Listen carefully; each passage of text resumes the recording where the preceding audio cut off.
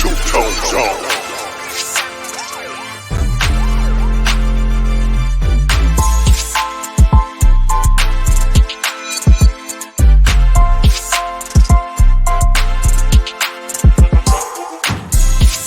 Two-Tone Zone.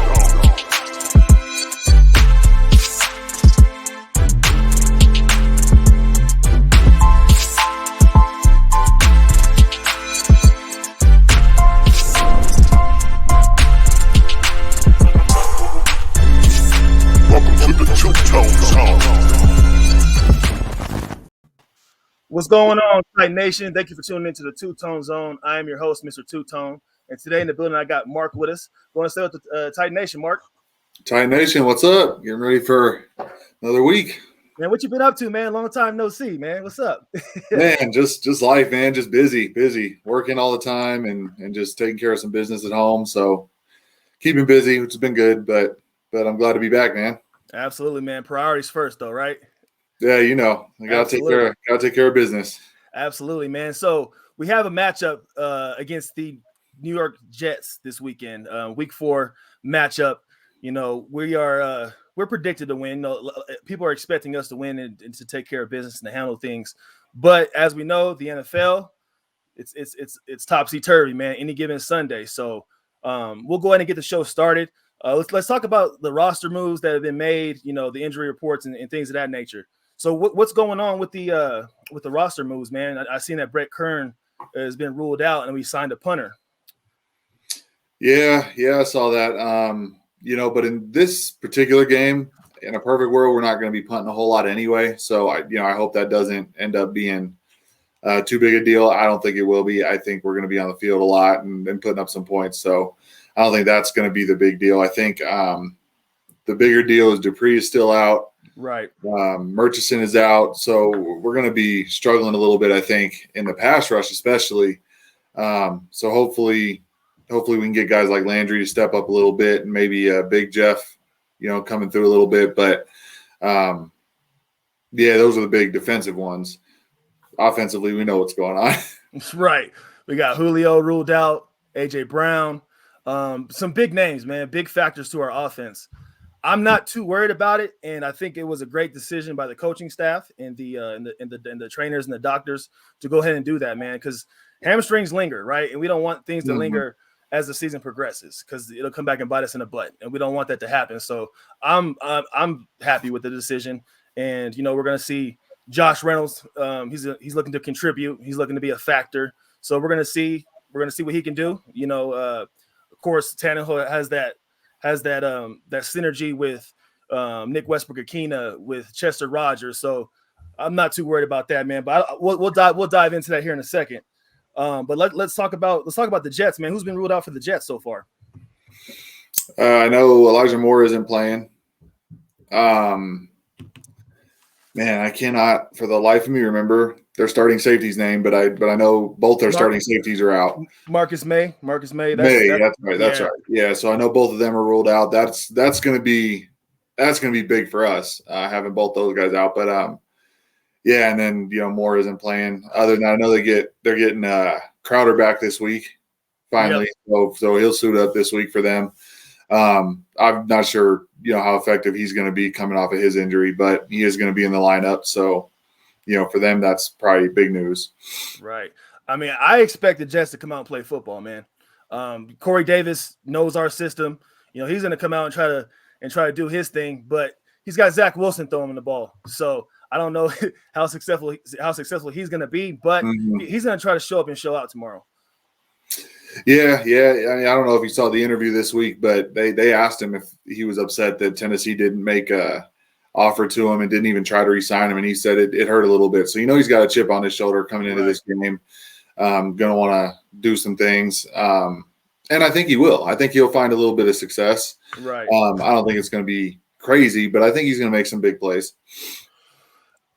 For me, like I said, he left a bad taste in my mouth, with that with the matchup against the Ravens when we lost. Dude, like I'm not sure what it was, but he just gave up, man. And that's one thing I can't permit let go, man. That's just you can't give up on your team, man. Win or lose. You know what I'm saying? Like you go to battle with these guys and you go to war, man. And you lose the battles, but we lost the war at that game. You know what I'm saying? People just gave up, and it just was unfortunate, man.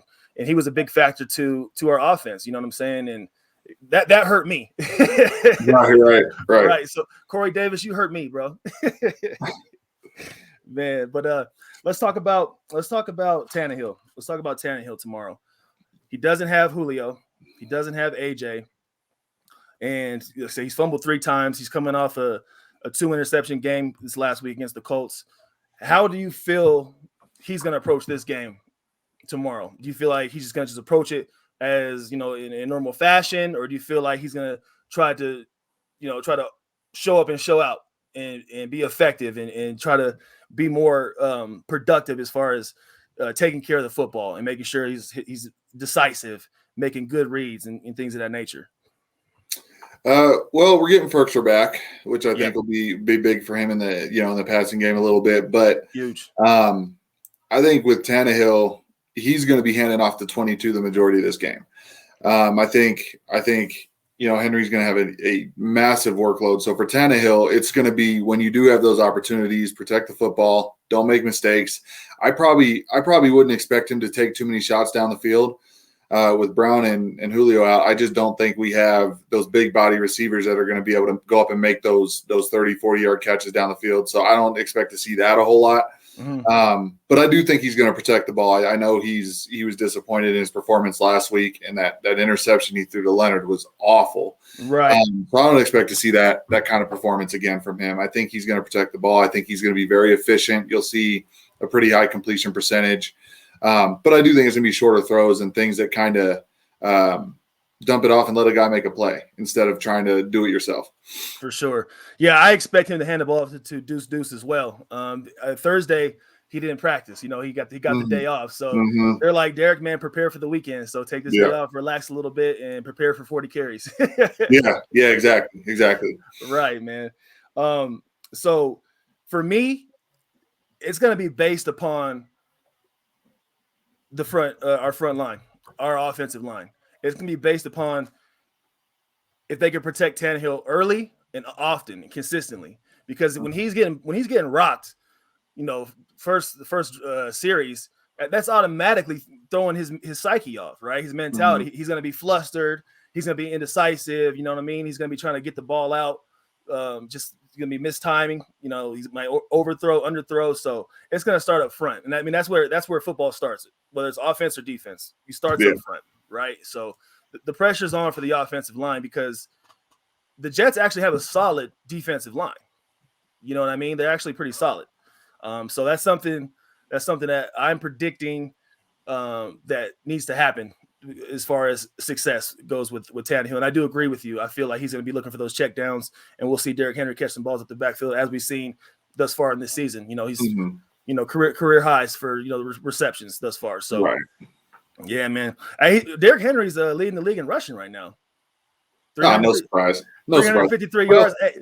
You know where the surprise comes from, I guess, is that he traditionally does start slow. This is the best start to his career that he's ever had. Right. So I think maybe from that standpoint, it is a little bit of a surprise. But I mean, he's still Derrick Henry. So when you see him at the top of that list, nobody really blinks about it. Right. And last week, man, he had like a LeBron James type of game. You know what I mean? It just seems so easy. Some things kind of go unnoticed, and he's not getting credit. Like he's like the LeBron James of the NFL. King Henry, King James. You know what I'm saying?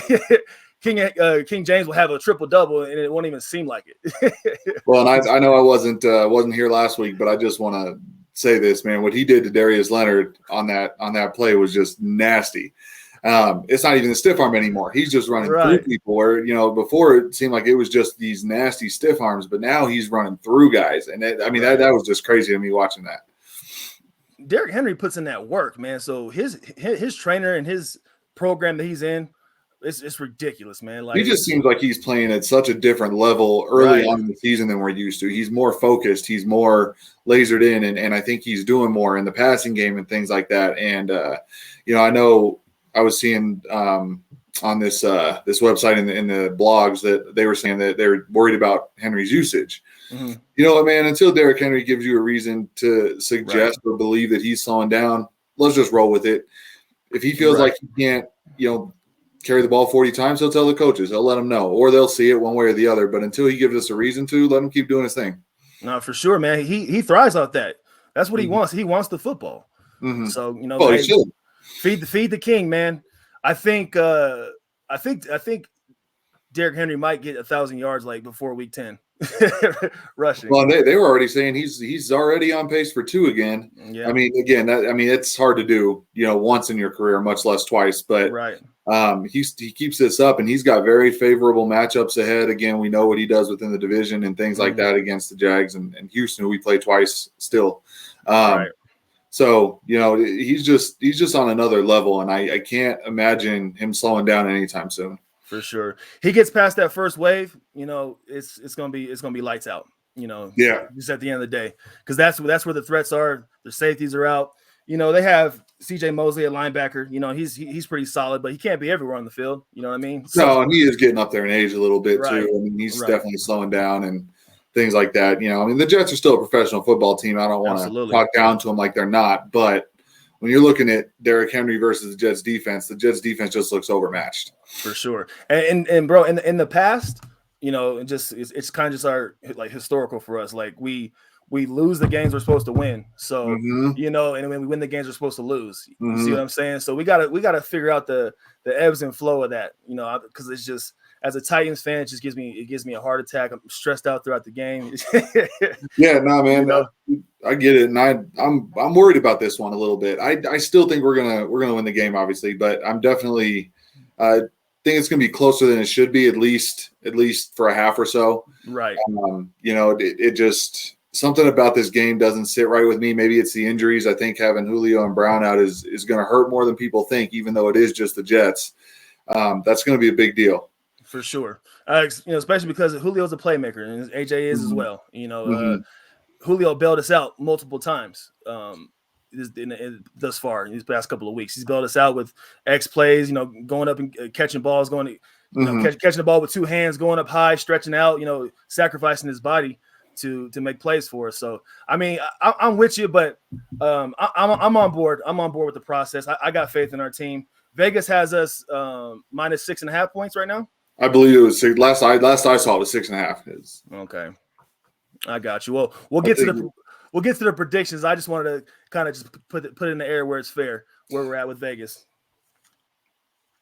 Yeah, it just seems, I don't know, man. Seems almost arrogant. Like, I hope, because like I said, I was reading earlier this week that Julio probably could have played, right? If this was later in the season and stuff. So again, you want him to be healthy. Hamstrings linger all season if you're not careful, but it just seems like it's almost arrogance by the coaching staff, in a way where they're just, we're just playing the Jets. We're gonna get this one regardless of who we put out there. And sometimes that's not the way it works. For sure. I just know Vrabel has ultimate faith in his football team. Whoever he's bringing to New York, he has faith in those guys, right? And that's what, as a head coach, you got to have faith in your team, man. You got to have that depth ready to go when your number's called. Be ready. And, absolutely. I think I think Josh Reynolds might have a pretty solid game for us. Like I think he's gonna be our number 1 receiver tomorrow. I could certainly see it. I mean, I think he's gonna have a good game. I think this is kind of his time to come out and prove that he can be that third option now, and now there's competition because Chester Rogers has been showing out a little bit. Right. McKenna had the big game last week minus the fumble. So there's definitely some other guys there that are looking to steal some of that playing time away. So for Reynolds, this game's huge. For sure.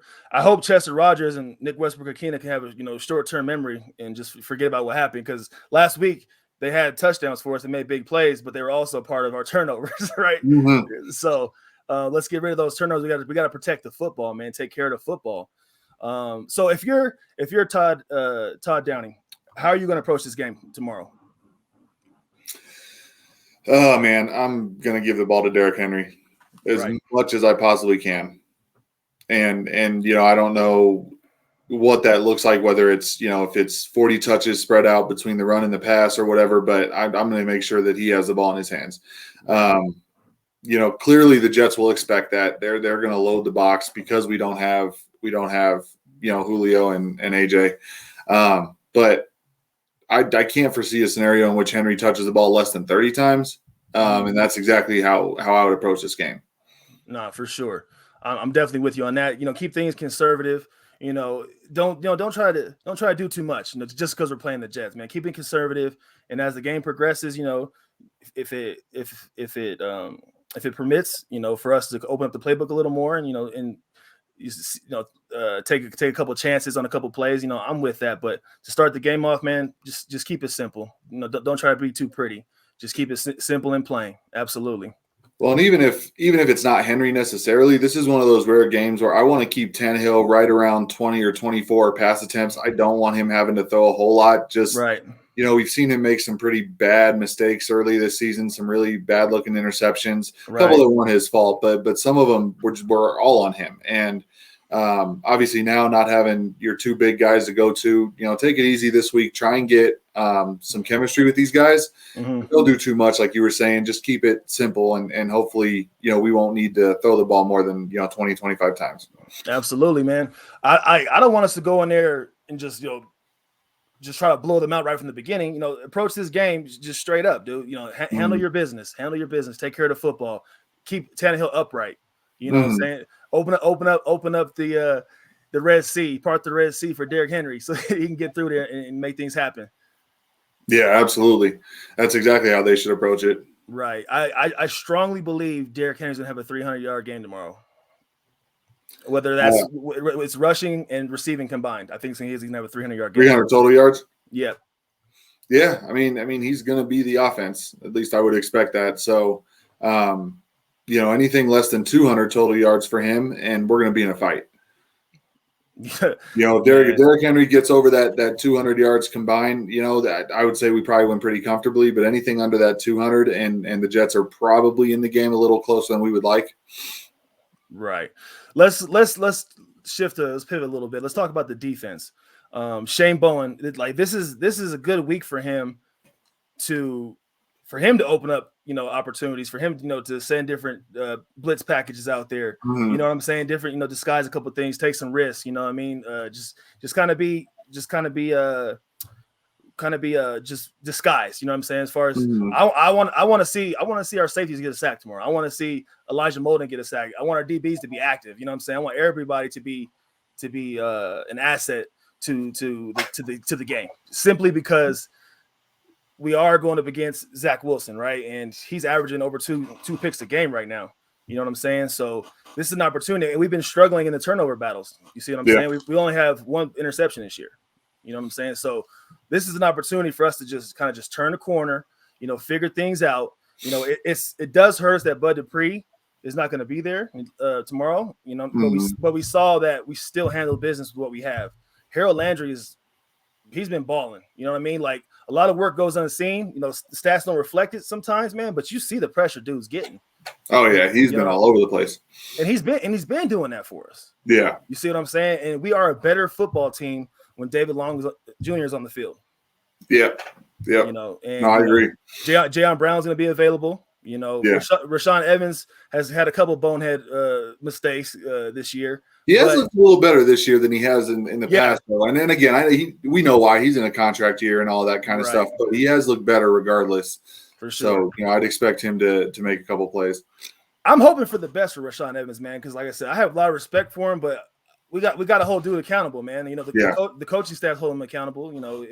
If you're making bonehead plays and you're playing reckless, that's gonna hurt us. You know what I'm saying? If you're helping us and you're an asset like he's been, I think he's had less than 2 bonehead plays so far. You know what I'm saying? So so far so good, man. Keep up the good work, Rashaan. Absolutely. I want to talk about Ola Adeni, man. How big has he been for us, bro? He's been huge and came out of nowhere. Right. Even the biggest of diehard Titans fans probably didn't see this coming. So, the way that he's been rushing the passer and getting after the quarterbacks and just all that kind of stuff, man, it's been a pleasant surprise. Right. And that pressure coming from up front is going to force Zach Wilson to get out of the pocket and release the ball sooner than he would like. You know what I mean? And he's a rookie quarterback, man. So make this dude think on the move, man. Make this dude make mistakes. if he's averaging 2 picks a game, over 2 picks a game, I want 3 picks tomorrow. I want 3 picks. You see what I'm saying? That pressure's got to come, man. And if we're having those disguise packages, coming out the nickel, dime or whatever, let's send guys out there, man. Let's let everybody just eat tomorrow. Let's all feast. The whole team's got to eat, man. Well, Wilson is the worst rated quarterback in the NFL right now when he faces blitzes. When he anything more than 4 guys coming at him, he's the worst rated quarterback in football. And I hope that we're seeing that for what it is, and we send a lot of pressure tomorrow. Man, I know their head coach and offensive coordinator are just like, man, what do we do? Right. Because they don't have another option. So no. Maybe they should go get Cam or something. You know what I'm saying? After this week. Yeah, I mean, I don't really think very highly of Wilson anyway, but then coming out and watching him play as bad as he has, it's just been hard to watch. Right. I mean, and we've seen rookie quarterbacks come in and just make progress and just, kind of just kill the league. We've seen it happen. You know what I mean? But he's just not one of them guys. He's not a dog. He just doesn't have it in him that way. He's not. You got to make big plays, man. You got to be confident and be a playmaker. He just doesn't have that. I'm not saying that he can't develop that throughout his career, but so far, man, he's gonna be somebody's going to be a third string backup somewhere.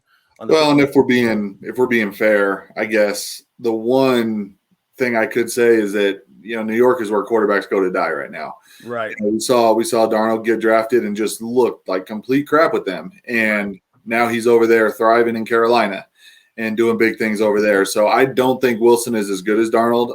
Not that Darnold's great, but I just don't think Wilson is very good in general. However, I wonder how much of that is compounded by the fact that he is playing with the Jets. They just don't seem to know what to do with these young quarterbacks. Right, man. It seems like they haven't been good since like the Curtis Martin days. Well, I mean, Sanchez took him to the playoffs a couple times, made some runs with him. That was the last halfway decent quarterback I feel that they had. For sure, yeah, I hear you. This game is so important though, just to take care of business because it's an AFC game. You know what I'm saying? This game, if we don't take care of business tomorrow, it could come back and bite us in the butt. You see what I'm saying? I'm predicting that we're going to blow them out. I mean, that's just me being a biased Titans fan. You know what I'm saying? We'll talk about that here in a little bit, but I just think defense is going to be lights out tomorrow. Hopefully, we get home to 0 points. You know what I'm saying? The Broncos did it. No, the Broncos didn't do it. It was did the Broncos? No, it was the Broncos. No, it was the Broncos. Yeah, right. Last week. Right, for sure. So was it 26-0? I believe it was. Yeah. Right. And the Broncos actually have a real test tomorrow. Their first real test of the season against the Ravens. They've been who they play the Jaguars, they played the Jets and the Giants. So I don't know why I'm talking about the Broncos right now. But the one thing I will say about the Broncos is on a defensive level, they're legit. And for us to pitch a shutout, we would have to play up to that level. And so far we have not shown that we were capable of playing to that level, that kind of elite defensive level that the Broncos seem to have right now. Right, man. I mean, they pretty much always have a good defense. Just over the years, man. Even the past couple of seasons, as sorry as they've been, their defense is still getting active, man. And we talked about it earlier. Von Miller is playing like old Von Miller. You know what I mean? So he's definitely a huge factor, man. It'd be nice to have a pass rusher like that here. Right. I mean, hey, who knows? Maybe one day we'll have that. You know what I'm saying? Yeah. Right. I mean, Bud Dupree, we know what he's capable of because we've seen his past seasons with the Steelers, man. He was the heart and soul of that defense. You know what I'm saying? So, and I think he is the heart and soul of our defense now. He just, we're not seeing it because, the cameras aren't on the sidelines all the time, and he hasn't played every single game thus far. So, but I'm expecting a lot out of Bud Dupree, and I got a lot of high hopes for him. Let's talk about creating turnovers, man. How do you think, or who do you think is going to be the recipients of interceptions tomorrow? Because I'm hoping for 3. Let's talk about our secondary. I would love to see Fulton get one and get on the board. He has played incredibly well this season. And I know when I was first on the show, I was talking him up and talking about what strides I felt he needed to make, and I feel like he's exceeded even my expectations for him. Right. So I'd like to see him get one for sure. Kevin Byard sitting back there, obviously we always know what he's capable of and what he can do. And then other than that, I mean, those are our two big ones. You know, if one of those two guys can make a play, we'll be in good shape. Right. You know, I know we would love to see some turnovers. We would love to have those interceptions and things like that, just because we're not accustomed to seeing it so far this season. Right. However, the good thing is I don't believe that we're going to need one to win tomorrow. Obviously, it would help. It'd be nice to see the defense make those kinds of plays. But if it doesn't happen, I still think we'll be fine. It's all good, man. I mean, because you see, we had 3 turnovers last week and we still won the game. So, I mean, typically that does not happen. You don't lose the turnover battle 3-0 and win very often in the NFL. Man. So, yeah, that was especially if you didn't even put up 30 points. So to even like not score as high and give up 3 turnovers to nothing, that goes to show how well the defense played, even without the turnovers. For sure. But then we were going up against a hobbled O-line with the Colts, man. And so if they had their starters healthy, things could have been different, man. And those turnovers in the red zone could have just really came back just in a negative way. We could have lost that game. So when we play the Colts, I think week 10 again, when we play them again, bro, like they're gonna be coming at us, man. They're gonna be coming at our throats, and it's gonna be a AFC South matchup. So it's gonna be a different look in week 10. But that's a little bit of ways out. You know what I'm saying? So we won't dig too much in that. I'm hoping for Jayon Brown to get an interception. I want to see our linebackers get active. You know what I mean? In coverage. You know what I mean? Because Rashaan Evans has had opportunities for picks. David Long Jr. has as well. We just got to capitalize on them, dude. That's all it is. I feel like Jayon Brown is one of the best cover linebackers in football. Right. If you don't pay attention to Titans football, if you're not a fan, you wouldn't really know a whole lot about Jayon Brown. You wouldn't know how good he is at covering other tight ends and things like that. Yeah, absolutely. But man, he just is very, very good, and he makes things difficult on opposing quarterbacks when they don't have that outlet. A lot of times, tight ends and running backs, they can oftentimes be a third or fourth option even, and when that's taken away, That's when you start to get sacks. And with a guy like Jayon Brown, we can take that away for sure. So you want to see him like in a spy package? You know what I'm saying? Him being a spy or him shutting down those checkdowns? Yeah, I'd like to see him roam in the middle a little bit and just kind of anything coming over the middle. Not necessarily a spy, because I'm not worried about Wilson running too much, but right. Kind of like a zone almost, where he's just sitting down in the middle, taking away that check down zone and all that kind of stuff. For sure, man. Not a soft zone, man. No, but he, and again, he's a guy that even if it was set up for him to cover tight ends and running backs, he can do that. For sure. And do it very effectively. I want to see Elijah Molden get one, man. I think that would be a confidence boost for him. You know what I mean? And then just for the team, I think that would just see one of our young guys thrive. That's just gonna like create momentum and just that camaraderie that they already have, that they're building thus far. I mean, because all these guys are playing for each other. You know what I'm saying? Like they're feeding off each other, man. It seems like they love being on the field. They trust one another. I'm not gonna say really impressed with the defense, but they are making those strides. And then once they turn that corner, which I believe they will, it's gonna be effective for us down the line, because defense wins championships. So if we're gonna win a Super Bowl, we gotta make sure our defense is top notch. So Bud Dupree, being babied a little bit, you know what I'm saying? Just they're taking precaution. I like that. It's smart. You know what I'm saying? I think it's very smart.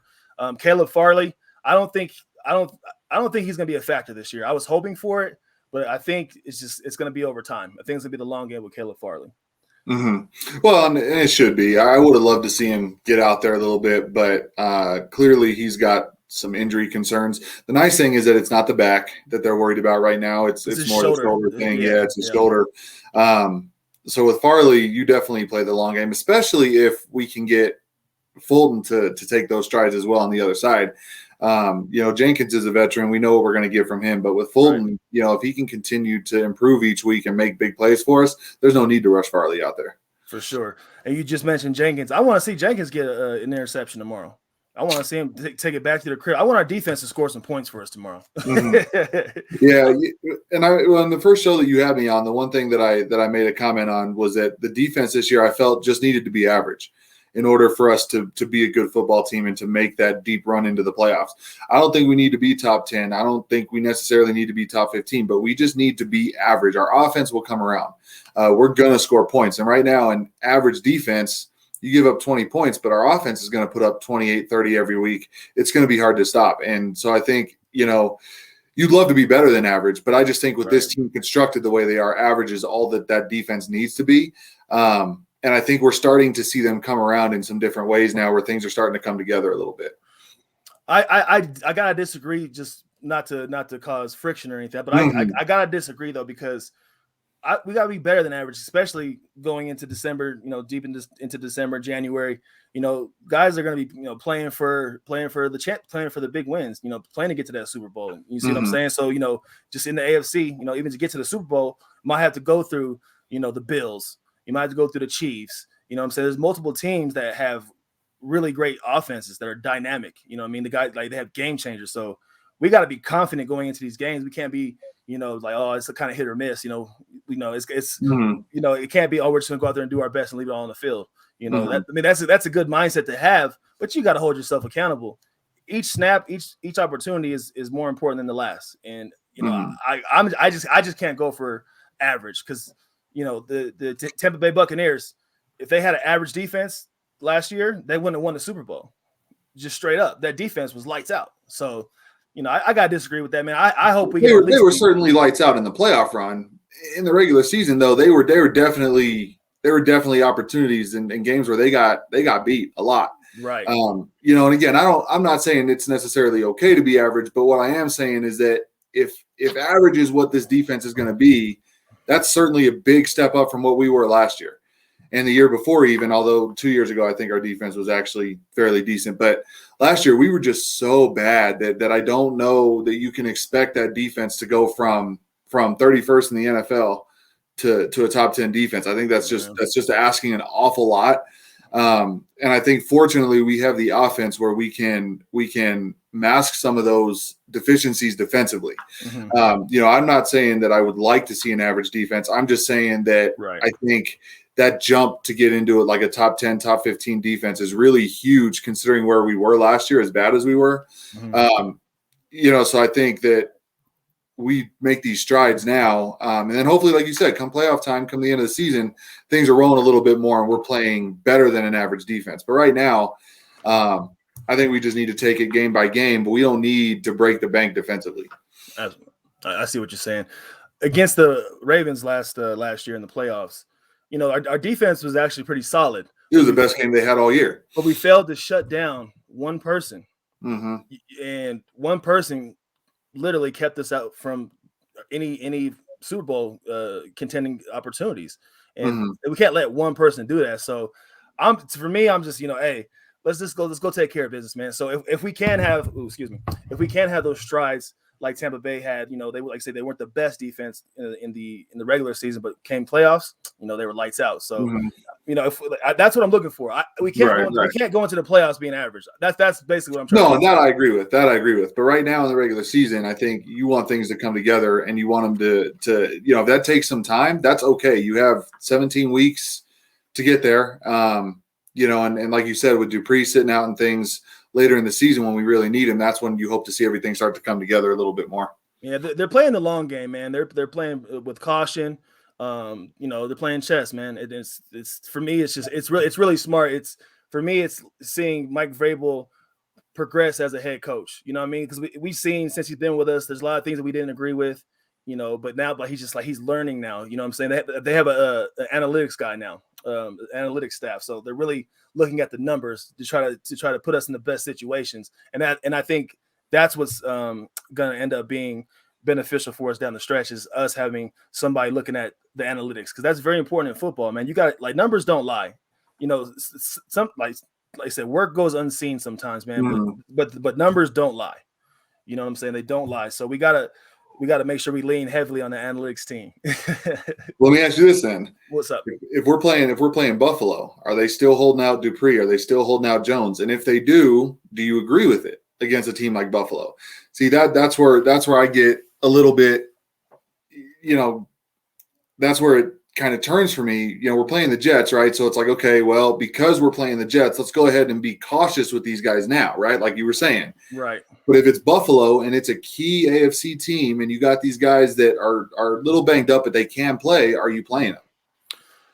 Because you can't lose these tiebreakers either. No, absolutely, man. So like with Bud Dupree, he really didn't practice in the offseason. He was still doing rehab and things of that nature. But these guys are professional. Like best believe the dude was still in the weight room. He was still doing, whatever he needed to do to be in good enough shape to approach the season. And as the season progressed, he gets his legs underneath him, he gets comfortable. I think it's just smart. It was smart to sit him last week, being that we knew that they had a hobbled quarterback and they had a hobbled offensive line. That was smart. But, I think come week 5, I'm saying, start to, if he's able to go, then, get him rolling and get him in, I'm saying, because we are going to need him to play against Buffalo. So, no, I'm not having him sit against Buffalo. Absolutely not. You got to come in and make things happen, dude. Yeah, I mean, these next 2 weeks we got the Jets and then the Jags, and they're not obviously. These are bottom feeders in the NFL right now. They're teams that have struggled. So if you're going to rest guys and get them healthy, now is probably the time to do it. Exactly. My only concern with sitting people for sitting guys for the Jags game is you want them to get on the field and start to get those reps, because the following week we got the Bills and then the Chiefs. Right. They're playing exactly. Yeah, so if you got like Dupree and you got Julio who don't play against the Jets, they don't play against the Jags, and now all of a sudden they're being thrown out there against the Bills, are you going to see that same chemistry, with Tannehill and Julio? Are you going to see that same burst from Dupree? Probably not. I mean, it's possible. It depends on how good a week of practice you have. Right. You want these guys to at least get some reps.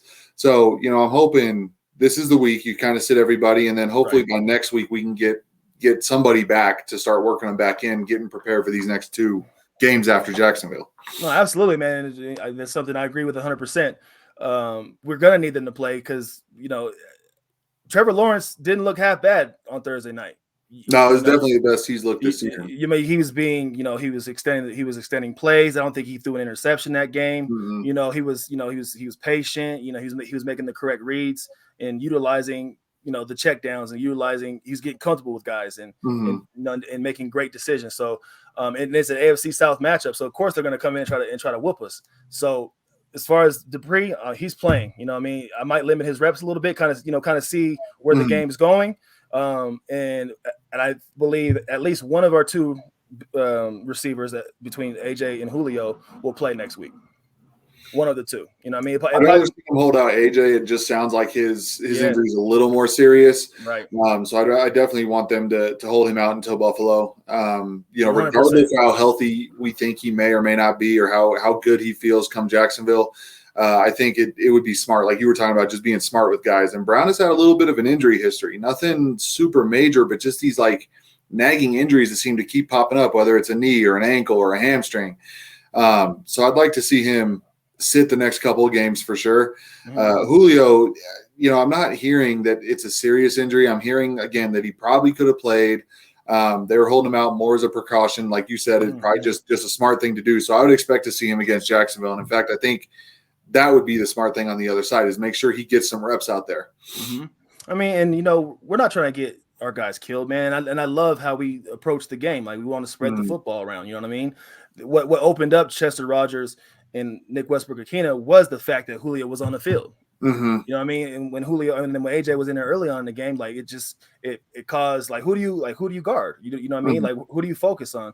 And so that's why it's important to have at least one of those 2 guys on the field. And I'm in full agreement with you. It needs to be Julio. This man AJ came off a double knee surgery in the offseason.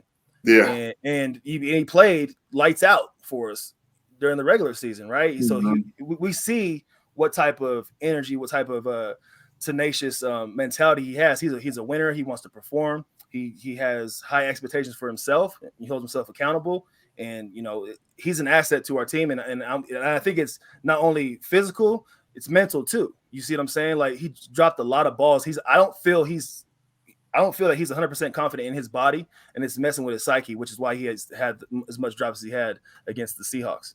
Yeah, he's certainly struggling, man. And I hope that this next game, at least away, will not only get him right physically, but like you said, on that mental side. The good thing with him is that he has been here a couple of years now. He's got the chemistry with Tannehill. I'm not worried about any of that. So, I feel that they need to do a better job in making him a part of the game plan. I think that has been part of the problem.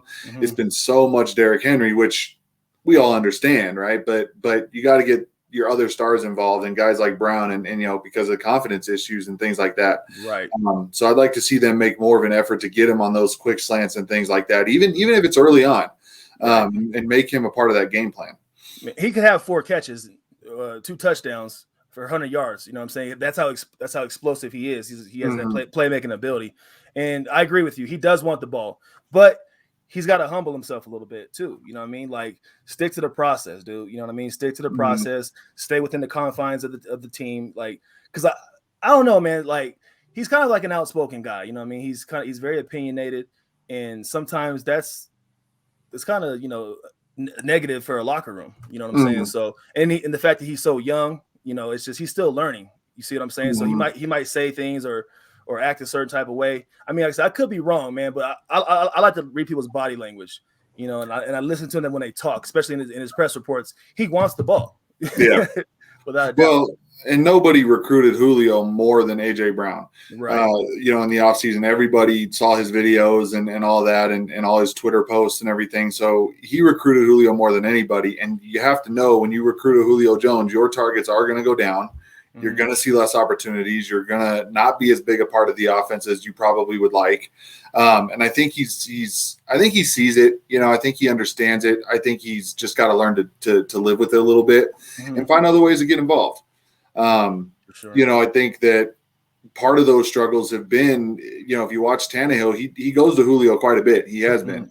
Right. And I think that Brown is seeing that a little bit. And, I don't think he's angry about it. I don't think he's mad about it. I think he expected it, but I think he's got to get over that mental block, like you said. Exactly, man. I mean, like I said, it's not that I feel like he's envious or upset. It's just sometimes as humans, we're competitors, man. Like, you know what I'm saying? Like, we want to be the playmaker. We want to, be that guy. And so, like I said, he's just so young. And I just feel like once he finds the ebbs and flows and, and checks and balances with things, like he'll be fine, man. But if we don't have, because like I said, I believe our window is 2 years to win the Super Bowl. And if we fail to do that, I feel like he's going to want out. You know what I'm saying? Just to be honest, you know what I'm saying? Especially if Tannehill, is not going to perform consistently. Like, I could just see him being a guy that wants out. He does. He kind of reminds me. He has I don't know why he reminds me of it, but he like a T.O., you know what I'm saying? Like a Chad Ochocinco. I feel like he could go left with his attitude and behavior. I hope I'm wrong. Titans fans, you're probably gonna think I don't see it quite that bad. And honestly, I don't think we're gonna let him get away. But sometimes you just don't know. And when you get into a situation where, like you said, maybe you're not winning or whatever, maybe he does want out. I don't really foresee that being an issue with him, but it's certainly possible. Let's take it back to 2 seasons ago. So when we brought Tannehill in, he was very opinionated that he wanted Mariota to be his quarterback. You know what I mean? He spoke about it. He wore his jersey to the games. You know what I'm saying? He wanted Mariota to be his quarterback. And that's bold. So that's where my thought process started. My train of thought started spinning. I'm just like, I don't know, man. And he's vague. Like I say, he's very opinionated, and he makes those comments that he probably shouldn't make that are kind of controversial.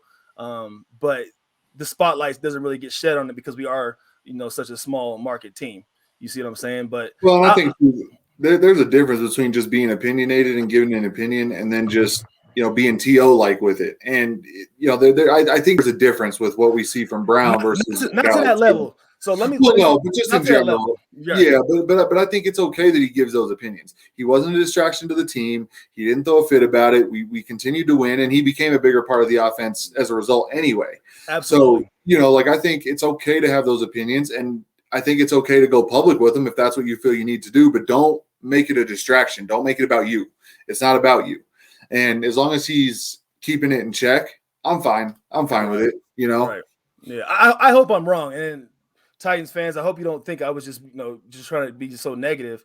But I could just those tendencies. You know what I mean? He has like that a tendency that I'm noticing. I hope I'm wrong because I love A.J. Brown. I think. Well, as long as we keep winning, if we're winning, I think he'll stay quiet too. Regardless of what his usage is necessarily, I think he's gonna keep quiet for the most part, as long as we're not freezing him out, you know. But if we keep winning, you know, he'll shut his mouth. I just think if we keep coming up short, he might want out.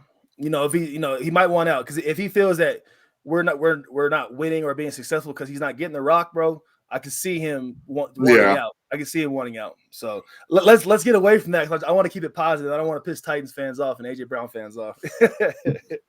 I was kind of reaching on that one, but you know, hey, everybody has an opinion, right? Yep. Absolutely, man. So let's talk about some expectations tomorrow. Give me 2 expectations tomorrow that you have for the Tennessee Titans. I expect the defense to force 2 turnovers. I'm with you on that. I want to see a couple turnovers. I expect to see at least a couple. Right. We've come up short all year on the turnover battle, and I think this is a very perfect opportunity for turnovers. Mm-hmm. Wilson has been very turnover prone. The Jets as a whole turn the ball over, and I think you want to see the defense take that step and make those kinds of plays. I don't really have too much offensively to say. I think it's going to be a steady dose of Henry.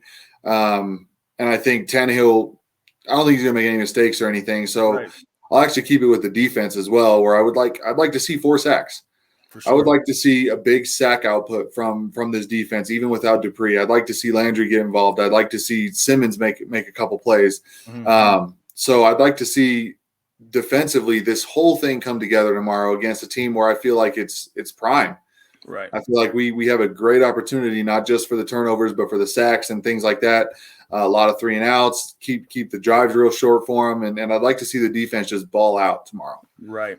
My expectations really solely reside with the defense. For sure. I have my 2 expectations. I have one for offense and defense. I'll start with offense. My expectation is for our offensive line to keep Tannehill upright. Mm-hmm. I don't want to see him get sacked tomorrow. Like that needs to happen. They need to protect him and let Tannehill get comfortable and let him be decisive and let him be confident in his ability. So not to say that he's not, but like I said, I just noticed that he got flustered when he started getting sacked, getting that pressure. Like every quarterback does. Right. I mean, like I said, who wants that pressure coming? Right. From the blind side. You know what I'm saying? You don't want that. So I expect our offensive line to shine tomorrow, and I want our defense to put up some points because that right there is going to be a confidence builder, and that momentum is just going to go in a positive direction to get us to being an above average top 15 defense come playoffs, come December, come January. Those are my expectations.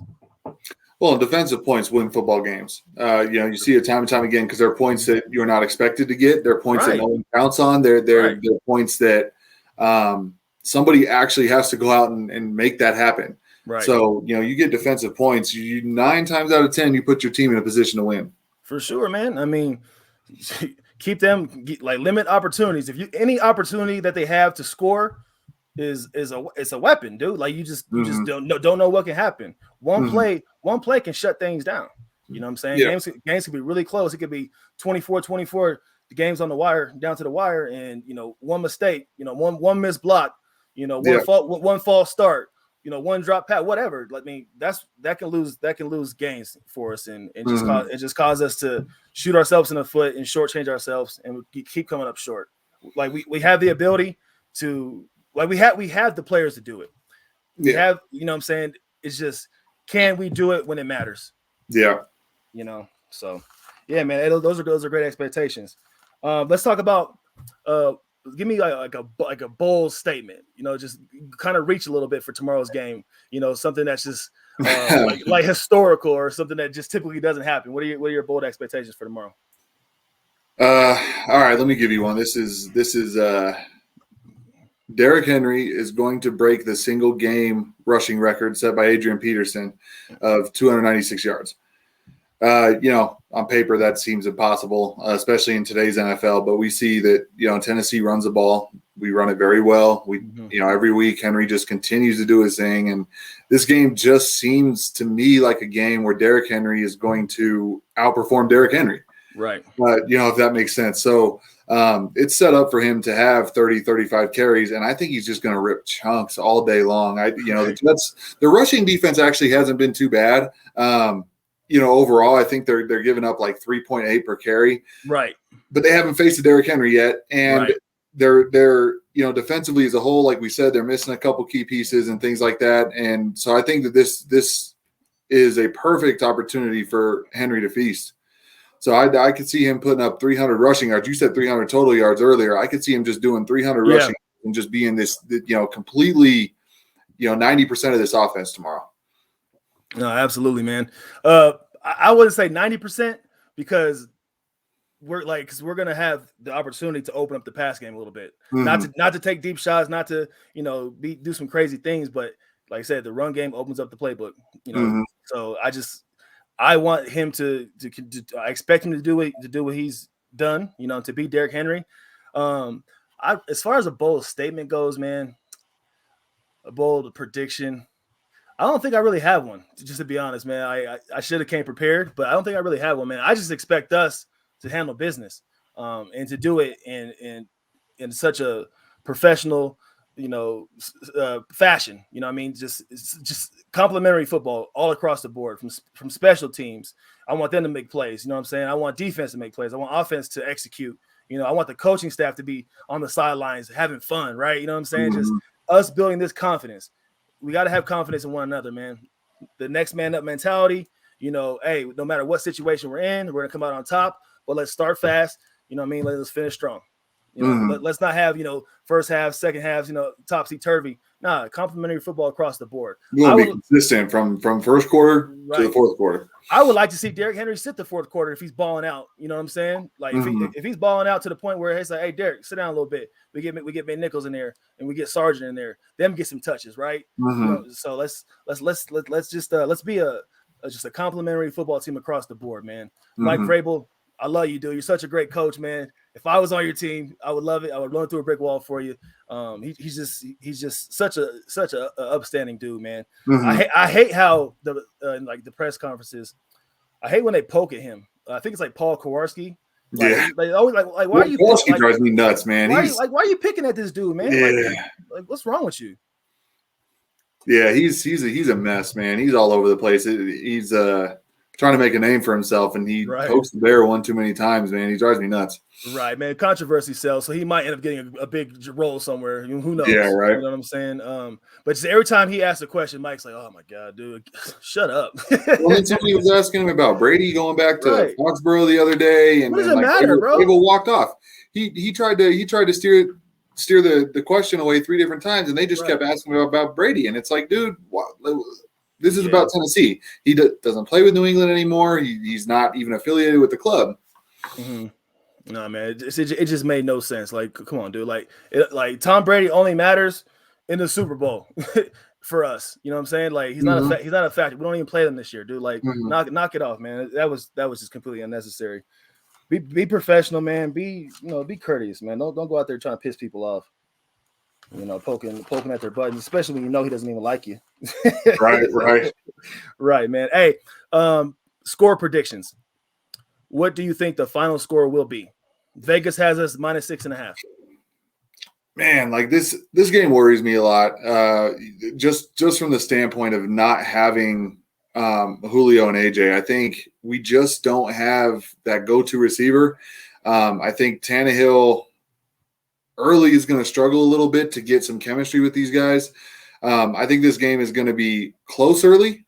I think at halftime you might see something like a 3 or 4 point game going into halftime.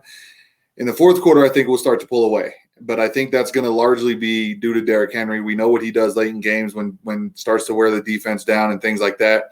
So I got it about 30-10 Tennessee, but I do think, halftime it might be something like 10-7.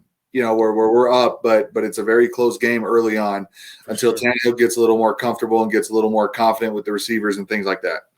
We haven't had like a huge scoring game, but we had potential to do. We had opportunities to put up a lot of points, but some things, some unfortunate events happen. Some things that just are out of our control, or things that or the fumbles, right? The drop passes, things like that. We have the ability to put up a lot of points in the game, and I think this might be a game we might be able to make it happen. I'm gonna go. Did you already give your what was your prediction? 30-10. 30-10. Man, I guess this might be my bold statement, but I'm gonna say 45-10 will be the score tomorrow. If we score 45 points without AJ Brown and Julio Jones, the rest of the league is in trouble. They are in trouble. I mean, if we're putting up that kind of points without our two best receivers on the outside, that's not good for the rest of the league, even if it is just against the Jets. So, we put up 45 points, man, tomorrow. The league better take notice. Like I said, the turnovers in the red zone, man, like we would have had that would have been 39 points, last week. Yeah, if you convert them to touchdowns, yeah. Right, you convert them to touchdowns. I mean, and that's where my thought process is stemming from. If we convert in the red zone, and be a threat in there, saying not make mental mistakes, techniques, not being on point, like if we can clean, like this is the opportunity to clean it up this week, clean it up, and execute. Every opportunity tomorrow, take advantage of it. You know what I'm saying? And I'm saying 45 points because I want to see Randy Bullock out there only for extra points and maybe to kick one field goal. You know what I'm saying? Whatever. You know what I'm saying? Like I want us to maybe not have one red zone execution, which is why we might have to kick a field goal, or we're just we're just not making things click in that series, whatever. I only want to see him kick one field goal tomorrow. I just know, man, the Jets, they're still a professional football team. They still have some pride. I mean, I'm sure that they know the way that the media is talking about them, the way that fans are talking about them. Absolutely. Everybody sees the struggles that they have, and this just feels like the kind of game to me where, at least defensively, early on, the Jets can make some plays and do some good things for themselves because they have to look at this from their standpoint. No Julio, no AJ. This is an opportunity for them to get some of these young guys out there against some of our young receivers and try and do some things on that side too. Right. So these guys have some pride, man. They're still a professional football team. I don't want to go in there overconfident because, like you said earlier, I've done that 1,000 times as a Titans fan, and we go in there and we lay an egg to Jacksonville. Right. Or, like these teams that should not beat us. So I don't, it's hard with me, personally to get overconfident, even in a game like this where I feel like we should win. Even without Julio and AJ, we should probably win pretty handily. And but I don't want to get overconfident in that way only to be let down later because we've seen it time and time again.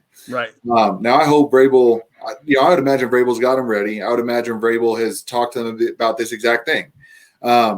So I think, from a coaching standpoint, Vrabel's probably saying all the right things and doing all the right things. I just hope that tomorrow when it comes time to play the game, they execute the way that we know they can. Right. It's going to boil down to who's on the field. It's not going to be the coaches, you know what I'm saying? It's not going to be their fault as to why, if we lose. I think it's going to be the players. You know what I'm saying? Because, that's my opinion. I don't know, man. If Tannehill's throwing 40 times tomorrow, 45 times tomorrow, the Jets have a shot to upset that. I'm just saying, but that would come down to coaching. Right. If he comes out and tries to get too cute with it, downing and things like that, and he wants to throw the ball a whole bunch, I agree with you. He won't, or he certainly shouldn't. But if for whatever reason he has Tannehill throwing the ball 40, 45 times, this is going to be a much, much closer football game. Yeah. No, I agree, man. I agree. Hey, offensive line, take care of business tomorrow, bro. That's all I can say. 100%. If they can keep Tannehill upright, that'll be a win for sure. Right, man. He's been sacked 10 times already this year. Yeah. 10 times. Well, and hit countless others. Right.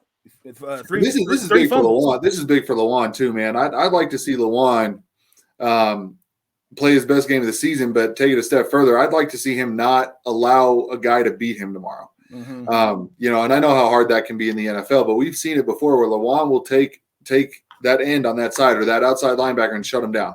Absolutely. Again, it's the Jets. I probably couldn't tell you who's rushing from that side, to be honest, but regardless of who it is, especially if it's a no-name guy that we don't recognize, then this is an opportunity for Lawan to come back and be one of the best left tackles in football that we've seen over the last 4 or 5 years. Yep. So I'd like to see him really have a big game tomorrow and not allow those pressures at all. For sure, man. So we're going to have Lawan, Saffold will be there, Big Jones, Nate Davis, and then, Questenberry, you know what I'm saying? So, I mean, everybody's been through, trials and tribulations already this year a little bit. So this is the game to clean it up, man. This is the cleanup game. If we don't clean things up tomorrow, I'm going to be very, very disappointed. But If we get the dub, I'll be satisfied, but I won't be content. I won't be complacent. I want these guys to hold themselves accountable and to be the best they can be, man. Yeah. It's only a mistake if you don't fix it. If you keep making it happen, right, keep making things happen. So, hey, shout out to the Tennessee Titans, man. What did I say? 45-10. You said 30-10. Mm-hmm. Okay, folks, in the comment section, let us know what your predictions are. Any bold statements, opinions, or whatever. Please make sure you subscribe to the Two Tone Zone here on YouTube. Hit that like button. Let's get this video out. Let's go. Let these videos go viral. Two Tone Zone is trying to grow. Shout out to all our other Titans YouTubers that are out there doing their thing with that consistent content, different content, different perception, and just being so opinionated. But the love for the Tennessee Titans is there, and that's what I respect. All of our comrades out there in the Tennessee Titans YouTube world. With that being said, folks, it's always Titan Gang or Don't Bang. Mark, bro, it's good to have you back on the show, my dude. Yeah, I appreciate it, man. I always enjoy this. For sure. Shout out to D Weez, man. D Weez is in a pool tournament right now, so I'm gonna tap in with him after I get off the show. Hopefully, his pool tournament's going his way, and he's making things happen. D Weez is a pool shark, man. So, folks, if you live in Colorado, you want to challenge D Weez to a pool game, maybe put $100 on it. You know what I'm saying? That would be I don't think it'd be wise, because I'm gonna bet on it too. I want to win some money as well. Hey man, hopefully he's having better luck this time than he did last time out when he told us he was struggling a bit. Hey, it's the psyche, man. It's the psyche.